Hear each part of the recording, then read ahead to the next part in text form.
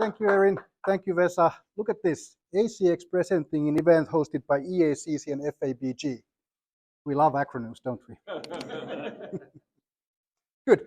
So we have a number of topics to cover today. First one is going to be generative AI and how it blurs the content boundaries. So we're going to take a look back into history and put the AI into context with the previous disruptions. Then we're going to look into two business schools and their different views on AI and figuring out whether they are at odds with each other or not. Then one favorite topics over the times, like who is going to win the AI war? It's an easy question. There's no trivial answer, but let me try to explore that a bit. Then we have some engineers in the room, so we cannot spend too much time on these like philosophical questions. We need to get to the practical stuff. So we're going to look at the impact of AI into the workforce. And then we're going to wrap up with a couple of case studies that we've been involved in my company. Good. So as Vesa mentioned, I'm going to introduce what ACS does. So we covered three parts. So first is the envision part, which is greatly Petri's work. And then we have design and engineering. Design and engineering, we focus on futuristic technologies like AI, and we can help with the research, insights, design. We have very strong secure backend, which is important in building AI, and then of course the front end there in the middle. In terms of locations, we are largely North America focused. So Petri and I are here in Dallas, Ilpo is in California, most of our team are in Vancouver in Canada, and then we also have presence in Europe through Finland, of course. But let's talk about AI. So the first topic, let's try to put AI into historical context. Like how can we say that this is going to be one of the biggest disruptions of our time? And I saw a presentation from my ex-boss, Marco Argenti, and he compared AI not to the online revolution and internet, but going back all the way to the invention of printing press. And that was a big disruption at this time. I mean, Sumerians, they invented writing 5,000 years ago, and it took a long time. It was 1440 when printing press was invented. And that made it possible that you produce one idea and then you start spreading that fast. So from one to many at scale. And then it took thousands of years to get here. It took hundreds of years to get to the internet revolution. So when we started all going online. But in a way, that only accelerated. It wasn't disruption as such. We have two very bespoke roles. There are people who are like producing the content, and then there are people who are consuming the content. Now, of course, with this revolution, every person can be a content producer. We have all the YouTubers and bloggers and social media specialists, and every teenager can be now content producer. But it's still two different roles. And what AI makes, why it is so different, is that it blurs these lines. So now we can produce the content and consume it, and same people are doing it. I can create my own content and consume and build thoughts on top of that. And I had never thought it before I heard this Marco's presentation, that this is what it makes so fundamentally different. So let's take some examples. Let's test our theory. So I talked last night with my 12-year-old son, and I asked him, like, do you know what is electricity? I was like, oh my dad, here we go again. So I showed him this Google explanation. Volts and amperes are measures of electricity. A volt is the unit of electric potential difference, or the size of the force that sends the electrons through a circuit. An ampere is the unit used to measure electric current. Current is a count of the number of electrons flowing through a circuit. That's simple, right? All the engineers are, yeah, trivial. My son wasn't impressed. Like, okay, yeah, whatever. Then I showed him another example. So let's put some context into this. And I asked ChatGPT to explain the same thing in terms of a 12-year-old, so that it's understandable for them. All right, imagine water flowing through a pipe. Volts would be like the water pressure, how strong the push is. Amps or amperes are like how much water is flowing through the pipe. So if you have a hose, more volts means water comes out harder, and more amps means you get more water coming out. And I was like, yeah. He actually gave me the ultimate compliment of a 12-year-old. Said, that's cool, Dad. And I was 90% sure that he actually meant that. But then he continued, like, schools should do that. So this is the kind of change that we are looking at. And then, of course, you can build on these things. So you can jam, you can use ChatGPT or any LLM as your co-pilot. So you can start asking that, so why isn't the 10,000 volt zap necessarily deadly? And it goes on to explain that why it is amperes that count and not volts that count. And that is the blurring of the content creation and consumption. You have a tool that gives you all kinds of answers and you can build your knowledge. You can build it up. And on your terms. So if you're a 12-year-old, you can find ways that the system explains to you that are understandable for you. And I was trying to find an image that kind of shows how this works. And I was thinking like a ladder of knowledge, people climbing up that and gaining their um, understanding. And this is what ChatGPT or DALL-E created for me. So I asked 3 people walking up the ladder of knowledge, and you can see that the system knows that the ladder, they are normally like leaning towards a wall. But it doesn't get everything right. So it didn't understand, like if you're climbing up a ladder, you're hardly standing in the middle of the road. You normally need some support. The rungs of the ladder, there's something going on here. If somebody's mean, they're trying to kill a person. If you step on that, you're probably going to walk down. There's a guy with a walking stick on a ladder. Never seen that before, right? And then the final thing, I specifically asked 3 people, and that is what AI thought that 3 people looks like. I'm showing this picture because it's easier to spot these kind of mistakes in an image. But exactly the same thing happens with the text. We are just often quite lazy to read through the text. So things slip through our notes. We'll get back to this point. So then, second point. So 2 business schools at odds. We've been talking with Petri about AI for half a year at least. We wrote the first blog post 11 and a half months ago. So it's almost a year it was when we started this. It's really something that we feel passionate about. And for most of the time, we've been talking about just like what we believe that will happen. And then companies like McKinsey started coming up with questionnaires. They asked people, and there was other people saying what they believe that will happen. And I was so happy to find this piece of evidence from none other than Harvard Business School, maybe a month and a half ago. So Harvard Business School studied the benefit of generative AI, and they took the Boston Consulting Group consultants, and they provided a group of the consultants with generative AI tools, and then a control group with no tools, and they compared the results. And this was, of course, great data because I don't need to justify whether this is correct. People believe when I say these names like Boston Consulting Group. So the results were like overwhelmingly convincing. So 12% more tasks completed, 25% faster, and 40% higher quality with the group that had ChatGPT or something like that at their hands. And exactly 4 weeks ago, I was presenting in a previous EACC webinar, and seminar, and I showed this slide, and I was very happy because yes, this is good stuff, and it's hard to like dispute that. But alas, there was a professor in the audience, so Helmut Ludwig, the business school professor of the SMU, and he started challenging me after the presentation that well, we don't see this happening with our students. So it's nice that you have data, but like in my opinion, it doesn't happen. Can you explain that? I started sweating. Okay. And I came up with a couple of explanations, and I still believe in those after a month. So first thing that explains this kind of difference, that you really need to know what you ask with the generative AI. So if you ask something vague, you get something vague in response. So you need to almost treat the AI as a colleague in the office. So if you go to the accounting team and you ask, what is the sales this year? And you get John there, John is saying that it's 10 million. I asked something, I had something in return. If I go and I ask Jane the same question, Jane knows me and she knows that, okay, I could mean actually order intake or cash or revenue. It could be accounting based, it could be accrual based. There are many, many different variations what it could mean.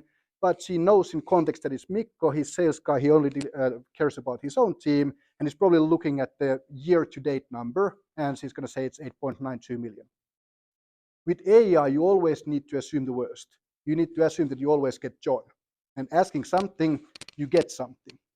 So you've probably seen these kind of cheat sheets running in the internet. So how do you build an effective prompt?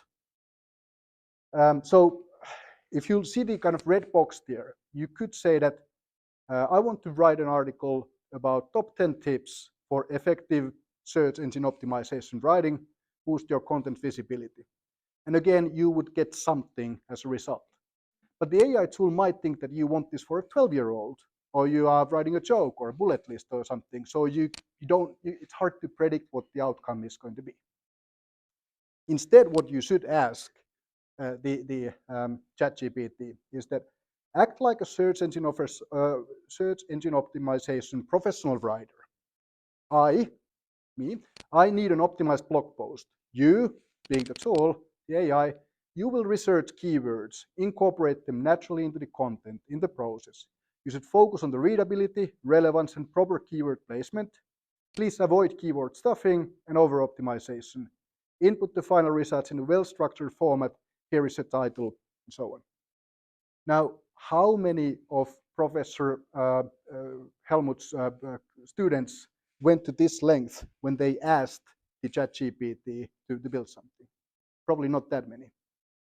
How many of the Boston Consulting Group consultants were like provided with clear instructions that this is our way of working, this is the output we expect, this is how to do it? So that's the first thing that probably explains this difference in the experience. Then the other thing is that you need to be very critical about the outcome. Even if you craft the perfect prompt, remember that ladder picture? There is something fishy going on there anyway. And I noticed that when I use generative AI, if it's in the area of my expertise, I'm pretty comfortable doing that. So I can ask something, give me a list of 10, I can see, okay, those 8 are correct, this one is total nonsense, this I can work. Or sometimes I use so that I write the first draft and then I ask, like, challenge this, give me some further ideas. But I've noticed that when it's not area that I'm an expert on, I'm much easier like accepting, oh, that looks convincing. And then I send it to some expert. They're like, oh, this is a true story. I tried something too technical with my colleagues and I said, like, hey, would this be like a good answer? Like, no, don't go there. You stay away. Go away. So it's almost like an upside down world.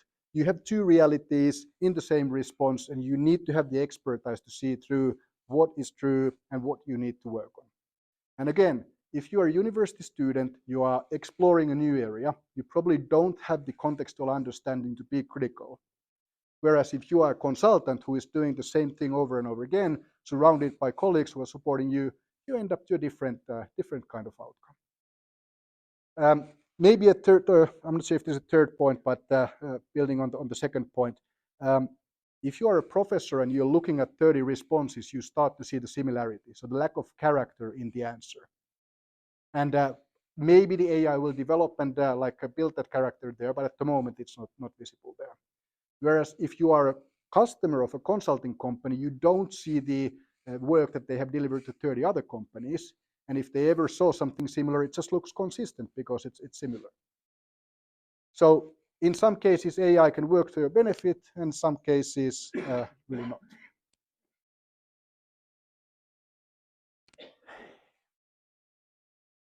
When I grew up in Finland,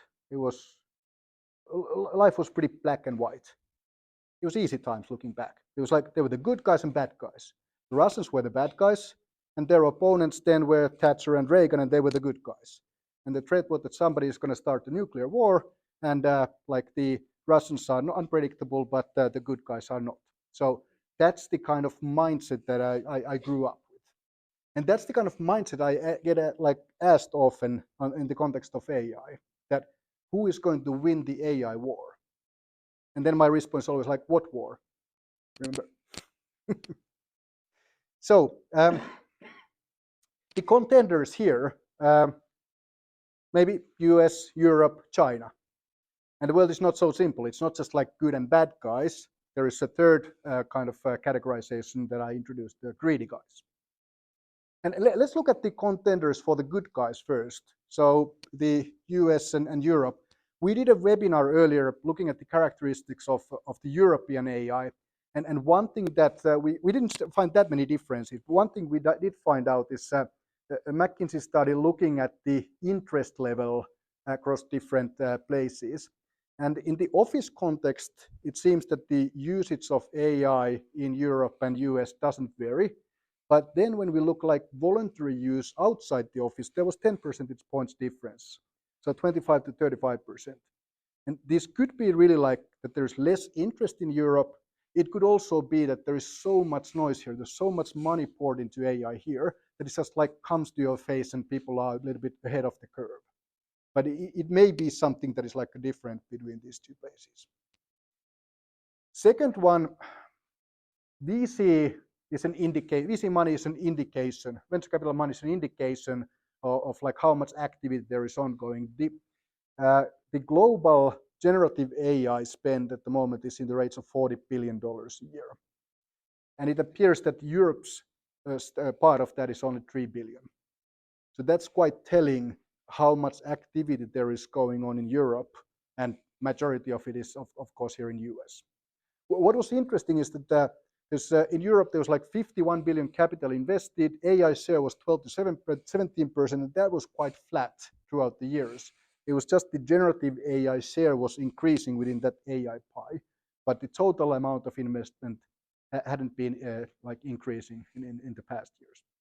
And this VC is like a indicator of the activity otherwise. If you think about the chipsets, they are Americans produce the chipsets. Well, they are manufactured in Asia, but it's American companies. If you look at the cloud clients, they are all here.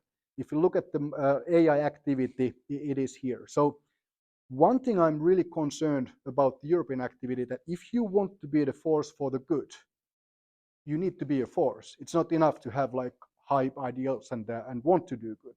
If you don't have the activity to back it up, you may be a small force, but you're not the main force for good. Where Europe does stand out is then the legislation. We do need regulation on the AI. So this emerging EU AI law legislation was backed up by 80% of the European Parliament's members. Unheard of in US to have such a consensus. And they really like when there's legislation in Europe, the data privacy laws are maybe the closest comparison.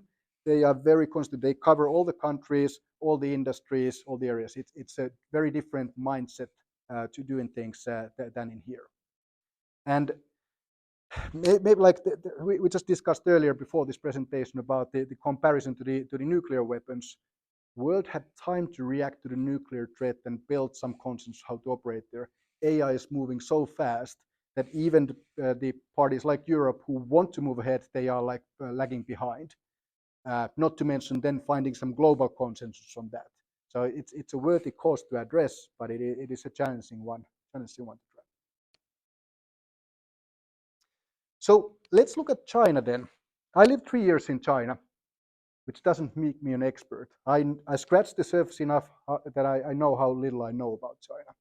But it is really old culture with so many different things going on that it's hard to bundle it like into one bucket. So George Orwell said that the primary purpose of every revolutionary is to stay in power. And that still shows in the Chinese central government's actions. So they are going through these like 5-year plans. They are on the 14th 5-year plan. Everything is like geared towards keeping the control in the hands of the central government. They have kind of given away of the communism. They call it socialism with Chinese characters, which means that they are a capitalistic country but not a democracy, basically. But China is also many more things. So the central government will use AI to control their own people. There are also very business-oriented people in China. So some of the smartest, hardest working entrepreneurs that I've met come from China. So we shouldn't label 1.4 billion people into one bucket. It's the population of EU, North America, and South America almost in one country. So I think one thing that keeps me humble is the technology's ability to keep disrupting and like surprising people. When I joined Nokia as a young boy, I was naive enough to think that we have some kind of competitive advantage nobody else can disrupt. We had the best radio technology and the best supply chain and like best distribution. It was like I was looking like, okay, now we have something and nobody will disrupt, and then we can start building something else. And then Steve Jobs came up with iPhone, and that was blow one. I happened to be in China at that time, like when Android came, and that was blow two, because iPhone killed the high and Android killed the low end. And then they started building ecosystem, and Nokia was late to that game. And if you're late to an ecosystem game, then it's game over, as it was. If we think about China in this context, I was equally surprised when if you think about it, we had Facebook and Twitter or X, we had LinkedIn, YouTube, we had all the social media platforms that one can need. I thought that that place is saturated. And then out of nowhere comes TikTok, and it becomes the platform of choice for the teenagers. So when we say that, like, who is going to win an AI war, technology wars are never over. There's always next chapter. When they are finally over, then probably humankind is gone. So there is no end point. It's not like Olympic Games where there's a set of rules and then one day we're going to say that here is the winner. It just doesn't work like that. So then we didn't really like find the villain. It's kind of maybe Europe has the position to be the like leader of the good guys, but they need to get their act together in terms of the business volume. Then the third thing that I want to introduce here is the greedy part. So again, in this like black and white world that I grew up in, it was like good guys and bad guys. Now we have the threat of the greedy guys. If you think about the social media and the damage that it's doing for people, their mental health, like killing the creativity and so on, something similar could easily happen in AI. So it's hard to control the technology companies. They will do whatever. They will provide platform for people to voice their opinions, and that gets misused. And that is probably the threat that the bad guys are going to use. So we shouldn't think about like Skynet kind of scenario where somebody's going to blow up the world. It's going to be influencing like the cyber criminals do. So it might be coming from China or Russia or North Korea or Iran, and they are using the existing platforms that we provide for them to feed in misinformation. And we have seen how willing we are to believe all kind of misinformation. We believe what we want to believe. You don't need to have an AI that is very futuristic. You create fake images, fake videos, and that is going to like help the greedy guys. Greedy guys are going to help the villains here. Good. I promised that we're not going to spend too much time on the philosophical part, so let's move on to the job and what impact AI has there. So there are three impacts in terms of jobs. One is boosting. AI is going to boost industries, and you see different numbers from anywhere, but they are big. So we're talking about the GDP leap of 1 year's productivity, and that is something no technology has been able to deliver. Company profits going up by 30%, 300 million jobs impacted. So you can find very different numbers here. Where does it come from? What do companies do to get to these numbers? There's a McKinsey study, and 32% of the people they interviewed were after cost savings with their AI. Double that number wanted to either improve their products, improve their business and profits in the current area, or explore to new business areas. So very different objectives. This is one of my favorite slides then. So what functions are going to be benefiting from generative AI? And firstly, look at the scale here. This is like impact hundreds of billions of dollars per year. So we're talking about sales and marketing and customer operations, all in kind of $400 to $500 billion impact per year. Now, these three make sense because they are about talking. Like sales is about talking and writing emails. That's what generative AI helps us doing. But then the blue area is something was kind of surprising. So engineering, R&D. So turns out that the generative AI, besides speaking Finnish and Swedish and English, it's also equally fluent in Java and C# and C++. So all the computer languages are constructed by like human languages. And that's another area where generative AI is going to make a huge impact. And these 6 functions represent 75% of the total impact of generative AI. The others are not small either, but this is where the big impact is going to happen. And it kind of makes sense because every company has some kind of sales and marketing function, and pretty much every company is a software company nowadays as well. So it touches every industry everywhere. So what can we do then with the generative AI? If you run a company, you want to get involved there, what can you do? And Gartner has this like classic buy, build continuum here. And the easiest end is just you buy something. Of course, with this big business opportunity, there are companies like Microsoft and Salesforce and others who will provide packaged tools. And it's a perfectly viable way of getting started with the AI. Nothing wrong with that. It's a good entry point. If you start going more into the build area, so building something for yourself, and that's of course my own passion. I'm a product guy. I love to build stuff. The embed like column here is like a next step in complexity. So the dark blue area, foundation models, fine tuning, data retrieval, prompt engineering, everything provided for you. You just need to build an application on top of that. Sounds simple? Just one box. But that's exactly the wrong way of doing it. Said Steve Jobs. You need to start from the customer experience and work your way back into technology. So you need to think, what problem am I solving? What is the gain that I'm bringing, or what is the pain that I'm taking away? And then, does AI help me in that? So many people today come to, I want to do something with AI. Well, we can help with that, but like first you need to think, what is the problem that you're going to be solving with the AI? And then you can go further to the right-hand side. It gets more complex, more costly, and more risky the further you go there, the more you want to build yourself. All the way to the foundation model. So the GPT-4 cost $100 million to train. You necessarily don't have that kind of money, and if you did, it's probably not a good idea to spend it here. It's also good to note that this is like ultra competitive market. So remember the story I told you about Nokia and the ecosystem game? So we were late entering into ecosystem game. Apple was there, Android was there. These guys are in land grabbing mode, the Microsofts and other big guys of the world. So they are over investing. They're pouring money there so that they are in a good position when everybody figures out how this market works. And if you go there and you don't have the same kind of deep pockets as they, the chances are that you probably don't get it right. So don't rush in the right-hand side, but don't delay getting to the first steps there either. So that was the boosting part. So how business can be boosted. Then the flip side of the coin is the booting part. So somebody is going to suffer.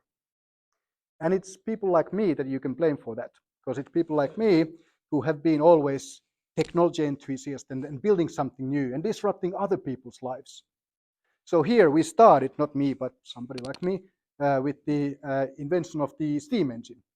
So you started replacing horses and manual labor, and you started creating, mass producing things.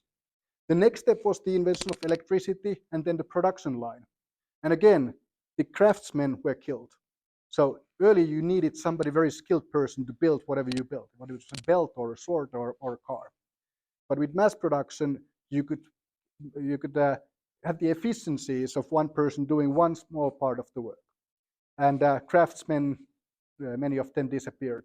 Of course, new jobs were created. The whole working class was created with this kind of changes. And then more recently, the robotics and software replaced many of the jobs. But every disruption in this continuum has created new jobs. The latest one was then developers and designers. And now we are coming to today, and it's going to be us who are going to suffer. And this is something that hasn't happened before. So now the jobs that get replaced with AI, where do people go now? I haven't figured out that. There is no more step in the ladder. Of course, somebody needs to do the AI and related work, but there's such efficiencies in AI that many jobs will be discontinued. So if we talk about the automation potential of business and legal roles overall, the automation potential has doubled. So a year ago, the estimate was that 30% of the business work can be replaced with technologies like AI. After ChatGPT was introduced, that number doubled. So the potential is 60% of our work. And the potential is, of course, something that's quite fluffy, but they say that like in the 20 years, 50% of the work that we do today will be gone, will be automated. So we are finally getting, guys like me, we are finally getting what we deserve. We've been automating other people's jobs, and now it's going to happen to us. So some data here. As a result of all this, 15% of the companies who are involved in AI believe that they are going to be net increasing the number of people working for them. Triple that number, 43%, are saying that they're going to be reducing staff. The jobs will be gone. So that's why, if you remember the triangle picture, and 300 million jobs will be gone or changing, that is a massive disruption. And I think the most interesting number is the last one there, but there you need to focus. So this is not as simple. So 56% of the companies say that at least 10% of their workforce will need to be retrained in next 3 years' time. And that's just next 3 years. If you think about the hockey stick, there's going to be another slot of people that need to be retrained after that. So I don't think we ever seen this kind of need for retraining people in the history before. That's going to be a massive challenge, because it's not just the guys who take the MBAs and who want to take the Azure and AWS certifications in the evenings and weekends. We are starting to move to the people who don't want to change. And that brings us back to Europe's competitiveness. In US, there is a lot of mobility in terms of location, also social mobility. If you lose your job, you don't find something that pays the similar amount, you start climbing up again. In Europe, there is more feeling of entitlement, that since I have this education, this level, I have a long time to kind of find something similar.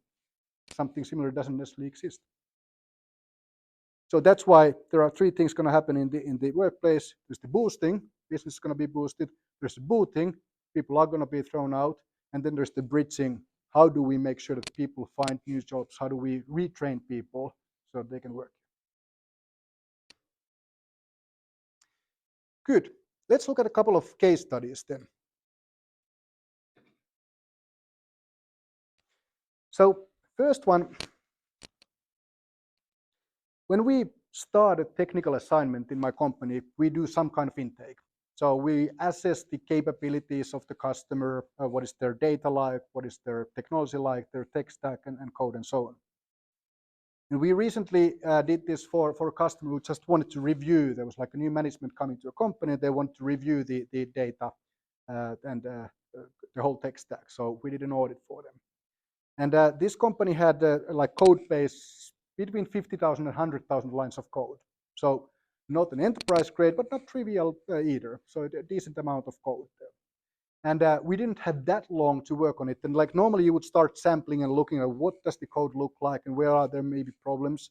When the code is built over several years by different people, different teams, some parts of the code may be in good shape and some parts of the code are not in not so good shape.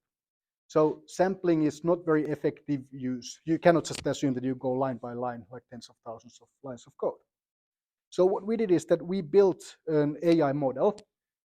We used the generative AI, a closed model, local model, so nothing gets compromised.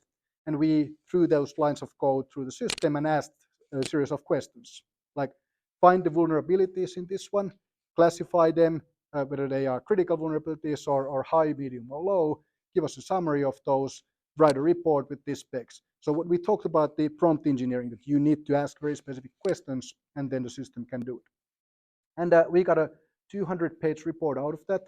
It found 1,000 possible vulnerabilities. We're not claiming that all of those are real. It's just like the ladder picture. There is some crap there, but it gives you a heat map that how is the software constructed, where should we be looking at? And also because it classified things, it said like where are the critical ones. So if you just look at the 25 critical ones, if half of those turn out to be true, you have very effectively directed your engineers to look at the most important vulnerabilities in the code. And this is something that would take weeks to do for like engineers without any tooling like this. This tool, rudimentary, like internal tool, not a beautiful UI or something that we would like sell out, but we can use it internally. It cost around $500 for Azure or AWS, which one we're using for just processing that. So very affordable cost, a couple of hours of engineers' work, and it has paid itself back. So these are the kind of low-hanging fruits that can be brought to every company. And the other benefit is that when you start working with the team of that customer and they start understanding that, they get excited about the AI. So they're open-minded, they think, okay, how can I use this further in my work? Then the second example, so this is, we used again LLM. This is a local LLM, so not public and lightweight. So this customer wanted to encourage their teams to use AI. And the challenge was that normally the official IT rules are that you cannot use external tools like ChatGPT. You cannot put any company information there. So how do you expect that people will learn to use the AI if you don't provide them any tools that they could use to learn more? So what we did is that we built a GPT, like a customer-specific GPT, that uses the ChatGPT, so public model, and then it uses like an RAG enhanced model, so retrieval augmented generation. So what it means is that we took the company's data. You can take it just from their web page. So it can be all public data, and we copied that and we enhanced the AI model with that. So besides all the public knowledge, it now specifically knows everything that there is to know about this company. And then we provided this for them so that they can play around, the employees can play around with this. And for example, you could type a question here that name the leadership of this named company. And the normal ChatGPT says, I'm sorry, but I couldn't find any specific information about that. That model hasn't been specifically trained with this company's investor pages. But because we provided them that, they could, the system already tells the leadership includes CEO, CFO, COO with their names, and this is the board of directors. Another example, using just the same tool, another question we asked, what is this company's strategy and how does it stand out versus competitors? And here it gives a long description about the strategy, how the company positions itself, and how companies in that space in general position themselves. And you can imagine that since it can answer all these questions, you can go organization by organization in that company, and you can show them, okay, you can ask, how is your website put together? How is your product documentation put together? How your investor page is put together? And they can all get ideas that, okay, how can I do my job better? Again, so very simple tool that you can get people excited about the AI and what it can do. And this is the heart of the approachable AI that is like our slogan at ACX. That AI can be complex. A lot of information out there is overly complex. We try to research and we try to digest that and bring concrete benefits so that the barrier of entry for people would be lower. It would be exciting journey rather than a danger, like a frightening one. Good. So, what next? With Petri, we have recorded these presentations of webinars. This is the 9th one that we have done. I would encourage you to go to our webpage and take a look at those. We started from the very basics of the AI. We did dive deeper into some of the areas. The last one that Petri recorded is great. He's done 15 years of business modeling, and now with AI, many things need to be retaught, but the same frameworks work again. And Petri does an excellent job in explaining how this kind of planning process changes with AI. So if you're interested in this, take a look at that. We also have some case studies and other material there. And if you want to talk about AI, let's continue at the reception. Thank you.